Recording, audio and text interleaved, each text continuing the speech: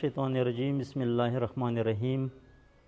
دا نن کومه واقعه وشوله، مو ټول قوم خصوصا توري قوم ته چې کوم نقصان ورسېدلو، مو ټول برپور طریقې سره د دې واقعې مزامات کوو.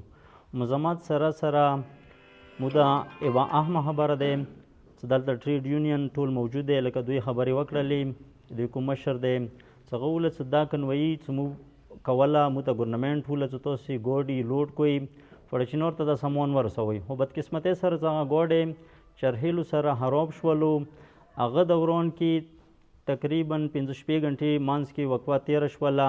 دوی بیا دغه شي غام ونه کړلو چې یاره د ګاډۍ لوډ دی، خو بیا د چرخیلو قوم او ټوټل د سني قوم شپې قومونه رووتل.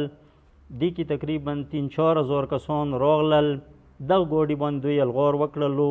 دا ګاډۍ 700 برۍ وړۍ، یعنې وړو والا 700 برۍ دوی طلا کړلې، دا یې یوړې.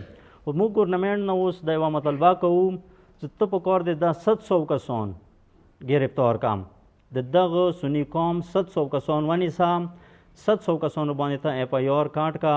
او دې سره چې کوم ملوث کسان دي، پولیس والا کوم هغه ځای کې ایس ایچ او دی یا افتخار مقبال دی، سره یو سپی دی، بل عادل سپی دی، یار محمد ایس ایچ او دی سفاریو چیک پوسټ والا، دغه باندې د اف آی آر راکټ شي او فوراً د سسپینډ شي. موږ ګورنمنټ نه دا مطالبه کوو. او ګورنمنټ نه مو یوه بله مطالبه دا دی چې بغیر د څه عذر نه مو دا غواړو چې ته که داسې کنویې ما باندې ما ته رکوي چې ته هغه حفاظت نشي کوی، په کار دی بیا ته اندا سامان ما ته خپله راورسوه، ته ذمه داری کې ما ته ورسوه چې یو ګاډی هلته خراب شي هغه ته حفاظت نشي کولی.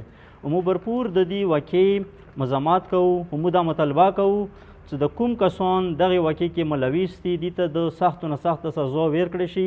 او دا د 700 کسان چې 700 برۍ دوی وړي دي، نو کم از کم هر یو کس یوه برۍ وړي دی کور ته، دې باندې 3000 کسانو یلغار کړی دی، دا 700 کسان د گرفتار کړی شي. او مو فوراً د دې واقعې جواب غواړو ګورنمنټ نه. او دا مو سني قوم ته یو دا زه مطالبه کوم ټول قومیت لیول سره، قومیت لیول باندې چې د کومه واقعه وشوله آینده دپاره که بیا داسې واقعه وشوله نو انجام به بیا ډېر خراب وځي. د کورمې کې به حالات بدترین جوړیږي، څومره سخت حالات روان دي، دې نه به نور د خرابیږي. او ګورنمنټ نه زه بیا یو ورته بیا مطالبه کوم چې کومې طریقې سره ته ما ته کنویي راکوي، د کنویي طریقه نه دی چې یو ګاډی ورکې خراب شي هغه ته بیا حفاظت نشي کولی. او فوراً د دا کسان گرفتار شي، دغه باندې د اف آی آر کاټ شي، کوم پولیس والا اهلکار دي هغه د فوراً سسپینډ شي. والسلام.